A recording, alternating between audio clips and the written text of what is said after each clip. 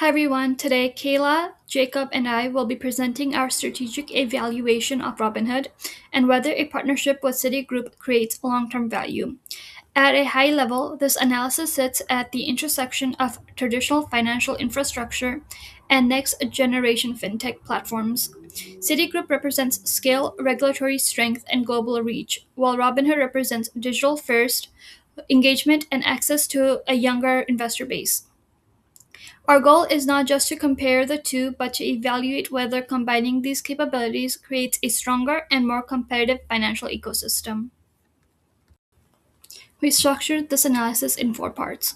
First, we define the problem and market context, focusing on how the financial services landscape is evolving.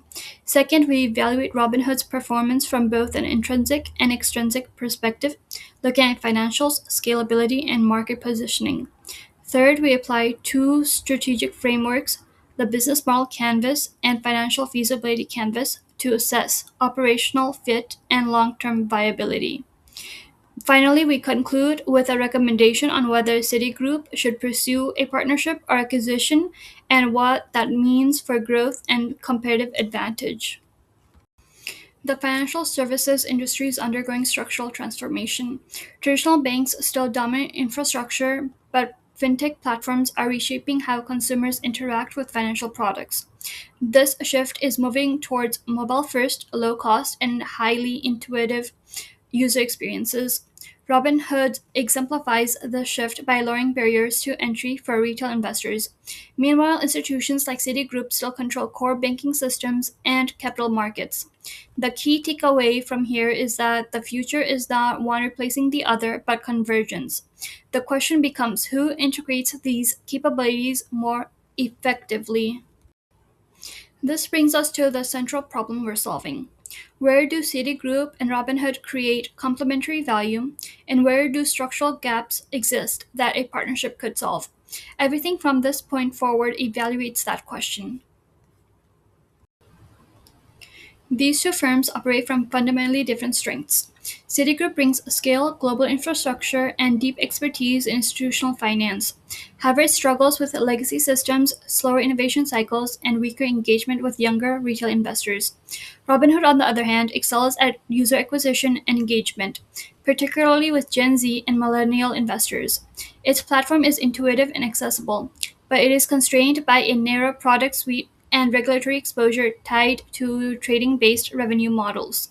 So the strategic gap is clear. Citigroup lacks digital engagement, and Robinhood lacks institutional depth and diversification. Retail investing has grown significantly due to three drivers. First, mobile platforms have reduced friction and increased accessibility. Second, pricing models like commission free trading have reshaped consumer expectations. Third, younger investors are entering the market earlier and prefer digital native financial tools. From Citigroup's perspective, this represents both a threat and an opportunity. They risk losing long term customers if they don't capture early engagement. Robinhood, meanwhile, has captured the segment, but now needs to expand into broader financial services to sustain growth. This reinforces the idea that hybrid platforms combining both infrastructure and user experience will dominate the market. The competitive landscape shows increasing convergence across financial services. Traditional banks like JP Morgan and Bank of America are investing heavily in digital platforms but still maintaining strong advantages in capital, compliance, and product breadth. Fintech ecosystems like SoFi, PayPal, and Block are expanding into full service platforms, integrating payments, lending, and investing. Robinhood sits somewhat in between. It has strong engagement but lacks the diversification seen in competitors. The implication is that scale alone is not sufficient, and neither is user experience alone. The winners are platforms that integrate both. So on this slide, we will be looking at the business model canvas for Robinhood. Um, on here, we'll take like a deeper dive into Robinhood's operational logic and how this brings value and synergy to the Citigroup merger. So just jumping right in, some key partners for City or for Robinhood is market makers, uh, regulatory bodies, cloud infrastructure providers, and custodians. And these are just, again, partnerships that kind of help with their trading operations and compliance requirements. And then moving right over into their key activities. So, their key activities focus on their platform development, marketing and user acquisition, customer support, and risk management. And this is being driven by their key resources. So, their key resources or their strengths are technology and engineering team, brand equity and community, cash reserves for compliance, and regulatory license and clearances. And this is all good for, again, brand recognition, maintaining these regulatory licenses, and just ensuring that you're having the best of the best for engineering. Um, and then just jumping right over into the value proposition. So on here we will talk about how we discussed the zero commission trading, the mobile first initiative, access to fractional shares, retirement accounts, and financial education. And this is just helps make investing simple and accessible for beginners, especially because Robinhood is looking to support a younger demographic, and expand their market. So then that just brings us over to the customer relationships. So Robinhood is focused on self-service, highly digital, and this is being supported by like their self-service platform, their technology features, the community features, and their premium subscriptions such as Robinhood Gold. And Robinhood is accessible through mobile app, web platforms, referral programs, and social media marketing. And the customer demographic that they like to target is Gen Z, and millennials, first time traders, technology driven retail investors, and crypto asset traders. Um, uh, and that is their large demographic. And then we move over to their cost structure. So Robinhood cost structure is built around tech investment, customer acquisition, compliance and legal, operational expenses, and transaction clearing fees. But this is also being offset by their revenue streams. So their payment for order flow, interest income on margin and cash sweeps, their subscriptions, and their crypto trading fees, and their securities lending. So with this, we see that Robinhood is uh, a growing company that could bring in young investors, strong digital engagement, and innovation to Citigroup. So, based on this business model canvas, they would be a compatible merger. So, just jumping right into the intrinsic attributes analysis.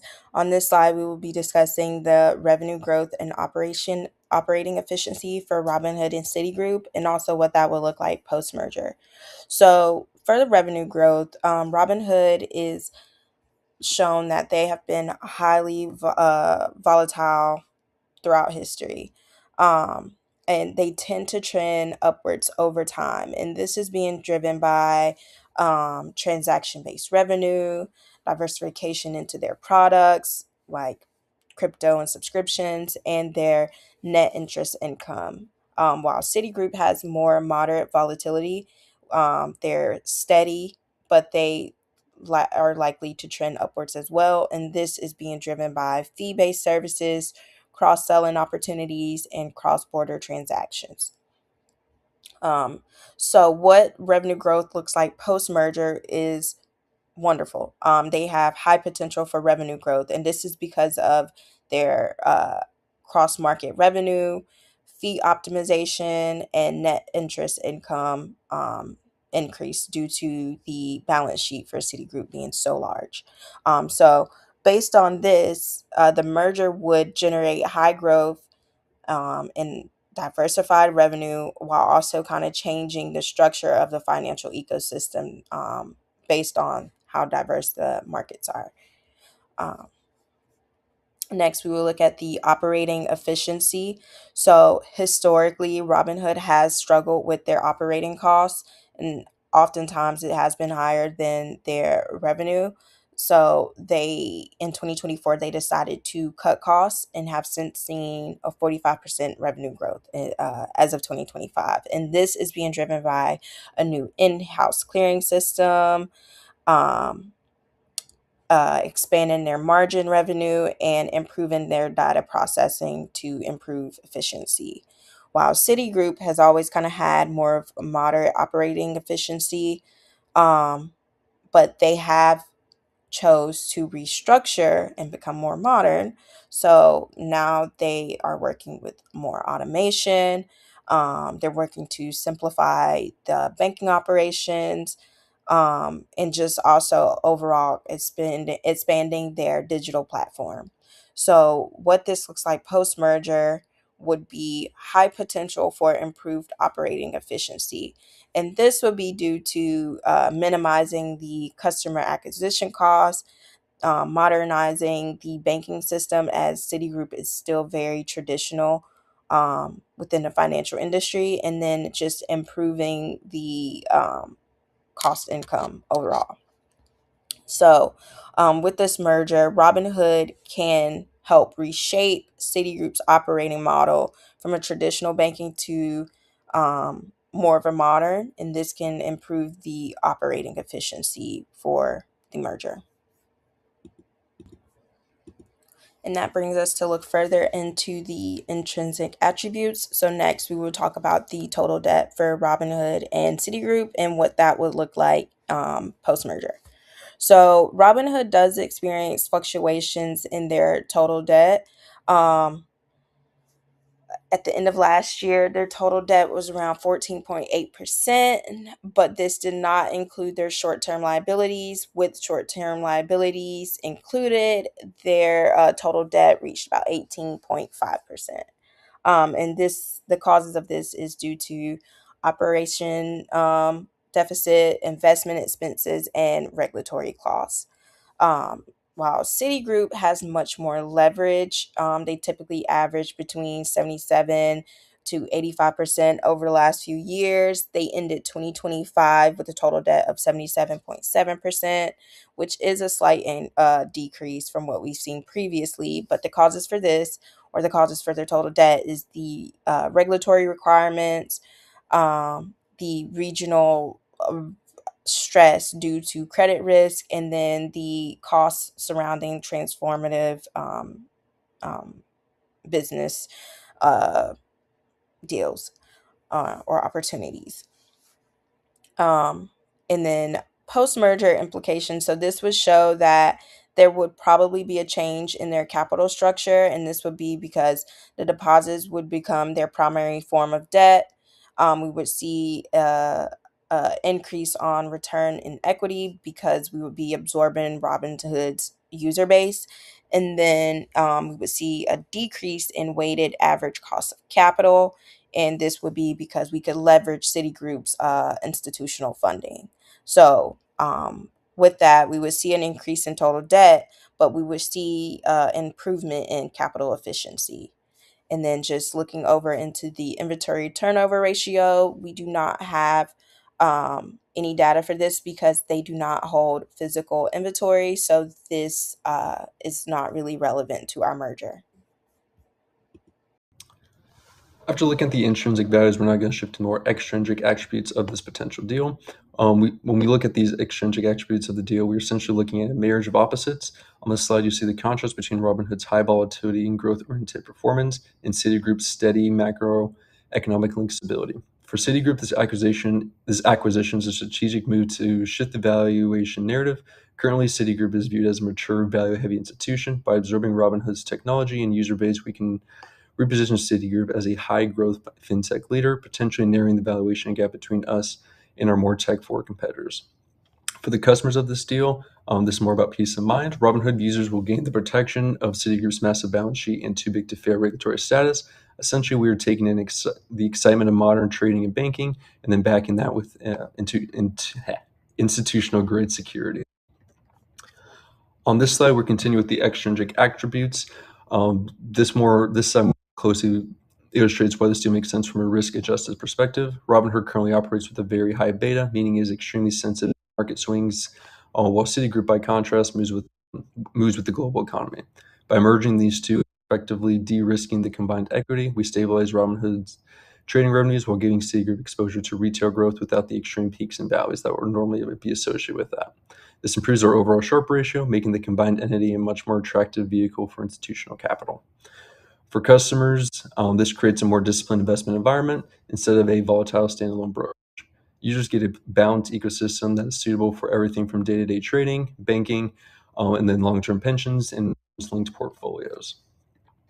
On this slide, we break down the financial feasibility canvas, which incorporates the entire strategy we've already proposed and puts it all in one spot. The core of this deal is the synergy between Robinhood's 27 million digital native accounts and Citi's global product suite. From a firm perspective, we're looking at a massive cross-selling opportunity. We can move a Robinhood user from a commission-free trade into a high-margin Citi credit card, a mortgage, or an institutional wealth management fund. Furthermore, we can retire aging legacy systems by adopting Robinhood's digital-first in-house clearing infrastructure. For a customer, the end result is a truly integrated financial ecosystem. They no longer have to jump between a fun app for trading and then a serious bank for their mortgage and other personal finances. We're bridging the gap between traditional banking and the future of finance, providing a seamless life cycle for the next generation of global investors. And on these next two slides, you will see our references for the sources used throughout this presentation.